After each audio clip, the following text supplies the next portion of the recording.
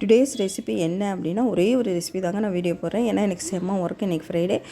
அது இல்லாமல் இன்றைக்கி 7:30 மணிக்கு வந்து என் பொண்ணுக்கு நான் பேக் பண்ணி கொடுத்து அனுப்பி ஆகணும்.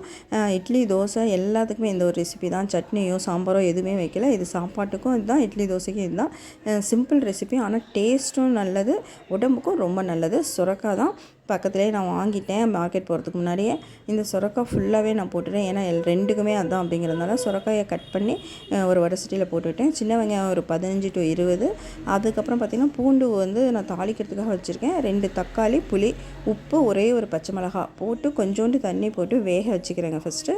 அது வெந்ததுக்கப்புறம் அதில் கொஞ்சம் மஞ்சள் நல்லா ஆற விட்டுணும். ஆற விட்டுட்டு அதில் கொஞ்சம் மிக்சியில் போட்டு அரைச்சிட்டாலும் சரி, இல்லை மத்தில் கடைஞ்சிக்கிட்டிங்கனாலும் சரி. ஆனால் ரொம்ப பேஸ்ட் மாதிரி அரைக்காமல் சும்மா கொஞ்சம் என்ன சொல்கிறது, அப்படி கொஞ்சம் அந்த கொஞ்சமாவது அந்த சுரைக்காயோட இது நமக்கு தெரியணும். அந்த மாதிரி மத்தில் கடைஞ்சாலும் சரி, இல்லை நீங்கள் மிக்சியில் அரைச்சிட்டிங்கனாலும் சரி, அந்த மாதிரி பண்ணி பாருங்கள். சாப்பிடும்போது உங்களுக்கு அந்த டேஸ்ட்டு தெரியும். அதுக்கப்புறம் இதில் மெயினாக என்னென்னா, நான் வரமிளகாய் போட்டு கடையவோ மிக்சியில் அரைக்கவோ கிடையாது. இது வந்து வெறும் தாளித்து மிளகாய் கிள்ளி போட்டு தாளிக்குதுன்னு சொல்லுவாங்களே, அதே மாதிரி தான். அவங்க காரத்துக்கு ஏற்ற மாதிரி எவ்வளோ வரமிளகாய் வேணாலும் போட்டுக்கலாம். பச்சை மிளகாய் ஒன்றே ஒன்று நம்ம வந்து அந்த கடையும் போது போடணும் அப்படிங்கிறதுக்காக வேக வச்சுட்டேன். அதிலே போட்டு உங்களுக்கு வீடியோவில் ப்ரீஃபாக தெரியும். அதுக்கப்புறம் பார்த்திங்கன்னா மஞ்சத்தூளும் உப்பும் போட்டு ஒரு கலக்கிட்டு அதில் வந்து நான் தாளித்து கொட்டுறேன். அதுக்கு வந்து என்னென்னா வரமிளகா ஒரு 6 நல்லா கிள்ளி போட்டுக்கணும். வரமிளகா அந்த காரம் தான்.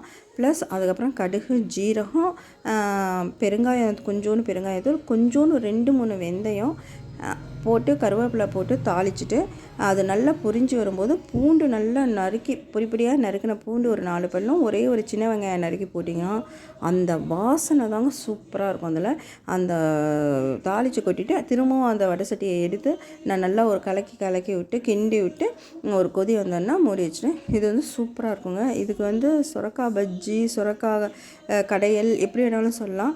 அது என்ன சொல்கிறதுன்னு எனக்கு சரியாக தெரியல. பட் நாங்கள் வந்து கடையல் தான் நான் மென்ஷன் பண்ணியிருக்கேன். செம டேஸ்ட்டாக இருக்கும். இட்லி தோசைக்கும் நல்லாயிருக்கும். சாப்பாட்டுக்கும் மதியானத்துக்கு நீங்கள் நெய் போட்டாலும் சரி, நல்லெண்ணெய் போடலினாலும் சரி, சுட சாதத்தில் நல்லாயிருக்கும். பேக்கிங் பண்ணி அனுப்பிங்கன்னா மத்தியானம் குழந்தைங்க சாப்பிடும்போதும் நல்லாயிருக்கும். செம டேஸ்ட்டாக இருந்தது.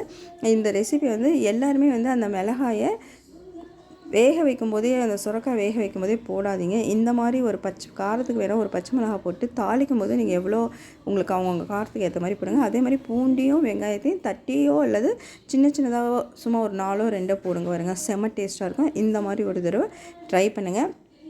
இட்லி தோசைக்கும் சூப்பராக இருக்கும், லஞ்சுக்கும் சூப்பராக இருக்கும். திரும்ப சொல்கிறேன்னு நினைக்காதீங்க. இந்த மாதிரி ஒரு தடவை இந்த சுரக்காய் வாங்கினீங்கன்னா கடைஞ்சி பாருங்கள். கொஞ்சமாக செஞ்சு பாருங்கள். டேஸ்ட்டு செம டேஸ்ட்டாக இருந்தது.